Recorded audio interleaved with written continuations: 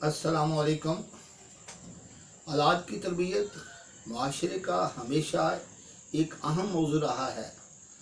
वालिदैन हमेशा इसको मसला भी समझते रहे हैं और इसमें दिलचस्पी भी लेते हैं कि अपने बच्चों की तलीम और तरबियत जो है वो कैसे की जाए। और ये आवाज़ भी आपने सुनी है कि भाई तलीम तो है, तरबियत नहीं है। आप ये भी सुनते हैं तलीम तो बहुत होती जा रही है मगर आने वाली नस्ल में तहजीब नहीं है। दरअसल बच्चों की कामयाबी और तरबियत के लिए किन खूबियों का होना ज़रूरी है। तरबियत करने वाले अदारे, खा वो वालिदैन हों, खा वो इंस्टीट्यूशंस हों, स्कूल कॉलेज और यूनिवर्सिटीज़ हों, खा वो खानकाही निज़ाम हो, वो मदारिस हों, उनके पास एक लिस्ट होनी चाहिए जो खूबियाँ वो बच्चों के अंदर ट्रांसफ़र करना चाहते हैं। और साथ उनके पास ये भी उनको पता हो और ये भी मालूम हो कि हमने बच्चों की तरबियत जो है वो किस नाहज पे करनी है और किन तरीक़ों से करनी है, ताकि वो खूबियाँ, वो क्वालिटीज़ बच्चों की शख्सियत का खुशबू की तरह हिस्सा बन जाएं और जब वो अमल करें, जब वो बात करें, जब वो चलें तो उनसे वो ज़ाहिर हों कि वो कौन सी क्वालिटीज़ हैं।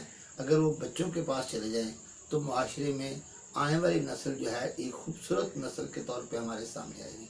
तो आज जो हमारा मौजू है, जिस खूबी का हम आगाज़ करने जा रहे हैं कि बच्चों को शुक्र का आदी बनाया जाए।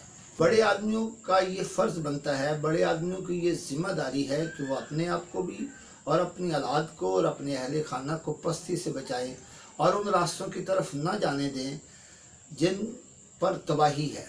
और इसका तरीका ये है वो ख़ुद अपने आप को और अपनी औलाद को इस तरफ मबजूल कराएं कि वो जो नेमतें उनके पास हैं, जो ब्लेसिंग उनके पास है, उनको गिनें।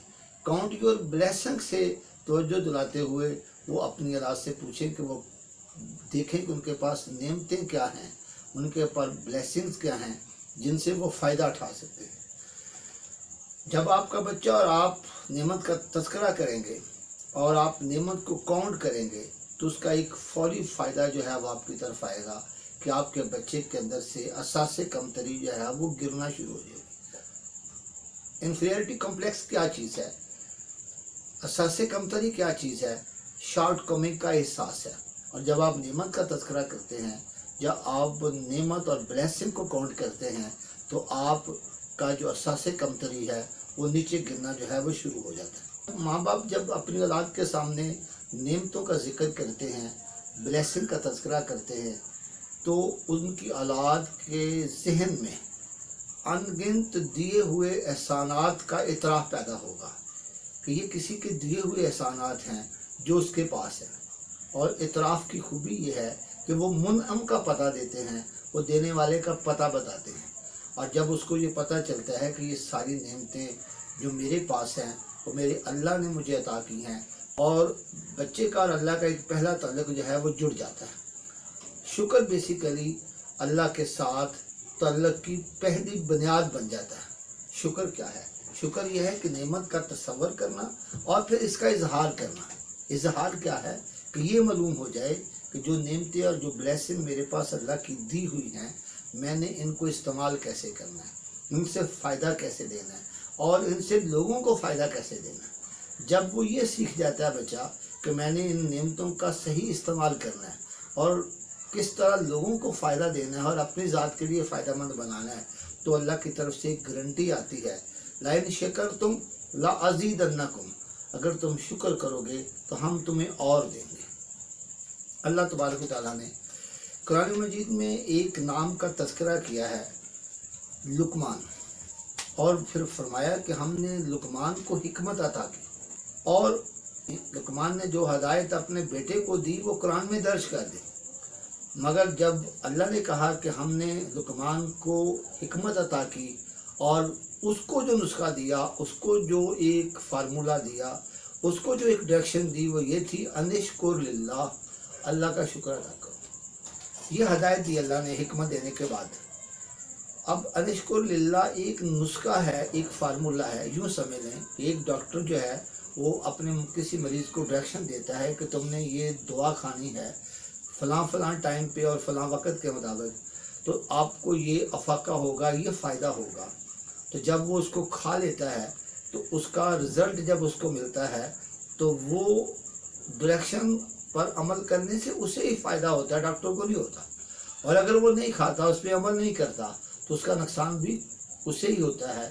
انشکر للہ، اللہ کا جو شکر ہے وہ دراصل بندے کے اپنے ہی فائدے کے لیے ہے۔ قرآن مجید میں ہے وَمَن يَشْكُرْ فَإِنَّمَا يَشْكُرُ لِنَفْسِهِ، جو شکر ادا کرتا ہے اس شکر کا جو بینیفٹ ہے، اس شکر کا جو فائدہ ہے لِنَفْسِهِ، اس کی اپنی ذات کے لیے ہے۔ اس کی اپنی ذات کی نفسیات جو ہے وہ شکر سے بدلتی ہے، اس کی اپنی بہتری آتی ہے۔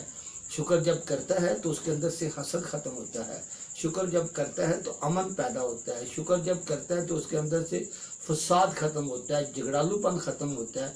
وہ نعمتوں کا تصور لیتا ہے کہ میرے اللہ کی مجھ پہ یہ جو نعمتیں ہیں اور میں نے ان نعمتوں سے فائدہ اٹھانا ہے، اور ان نعمتوں سے پھر میں نے آگے فائدہ پہنچانا ہے۔ جو ڈائریکشن میرے اللہ نے دی ہے اس کا فائدہ میرے اللہ کو نہیں ہوگا، اس کا فائدہ قرآن مجید میں کہا گیا کہ یہ تیری ہی ذات کے لیے تجھے بتایا گیا ہے تاکہ تم معاشرے میں جینے کے قابل ہو جائے۔